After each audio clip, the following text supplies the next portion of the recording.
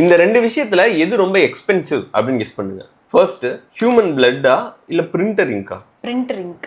Correct. Printer ink தான் அதிகம். Printer ink வந்து 50,000 1 லட்சம் ரூபாய் வரைக்கும் கூட வருமா ஒரு லிட்டர். ஏன்னா அது வந்து ப்ராசஸ் பண்றதுக்கு ரொம்ப கஷ்டம் அப்படிங்கறதுனால இது ரொம்பவே எக்ஸ்பென்சிவ். ஆனா பிளட் வந்து விலை மதிப்பில்லாத ஒரு விஷயம் இல்ல. பிளட் தான் வேல்யூபிளான ஒரு விஷயம். ஆனா இந்தியாவில் வந்து யாரும் மோஸ்ட் அதை செல் பண்றது கிடையாது. நம்ம டொனேட் பண்ணி அதை டொனேஷன்ல வாங்கிக்கிறாங்களா. ஸோ அது வந்து ப்ராசஸிங் வந்து அரௌண்ட் வந்து ஒரு 1000 ரூபாய் கிட்ட ஒரு லிட்டர் வருது அப்படின்னு சொல்றாங்க. ரொனால்டோவோட கால் இன்சூரன்ஸா இல்ல மெஸ்ஸியோட கால் இன்சூரன்ஸா? மெஸ்ஸி தான் நிறைய போட்டிருப்பாருன்னு நினைக்கிறேன். மெஸ்ஸி. கரெக்ட். மெஸ்ஸியோட இன்சூரன்ஸ் வந்து $900 மில்லியன், அதாவது அவரோட லெஃப்ட் லெக்குக்கு மட்டும். நம்மளோட பணத்துல வந்து 7,500 கோடிக்கு மேல.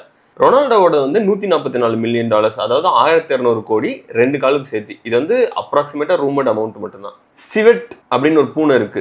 சிவெட் காஃபியா இல்ல எலிஃபென்ட் காஃபியா? அதாவது இந்த அனிமல்ஸ்க்கு காஃபி பழங்களை கொடுத்து அது சாப்பிட்டதுக்கு அப்புறம் வந்து அதோட வேஸ்ட்ல இருந்து சீட் எடுத்து ப்ராசஸ் பண்ணுவாங்க. தெரியும். எலிஃபென்ட். ஏன்? பெரிய டைஜஸ்டிவ் சிஸ்டம், பெரிய ப்ராசஸ், ஸோ கொஞ்சம் காஸ்ட்லியா இருக்கும். எலிஃபென்ட் காஃபி வந்து ஒரு கிலோக்கு வந்து 1.5 லட்சத்துலேருந்து 3 லட்சம் ரூபாய் கிட்ட வருமா. சிவெட் காஃபி வந்து 10,000 to 35,000 வரைக்கும் வரும்னு சொல்றாங்க. நீங்க எவ்வளவு கரெக்டா கெஸ் பண்ணீங்கன்னு கமெண்ட்ல சொல்லுங்க. அப்படியே சப்ஸ்கிரைப்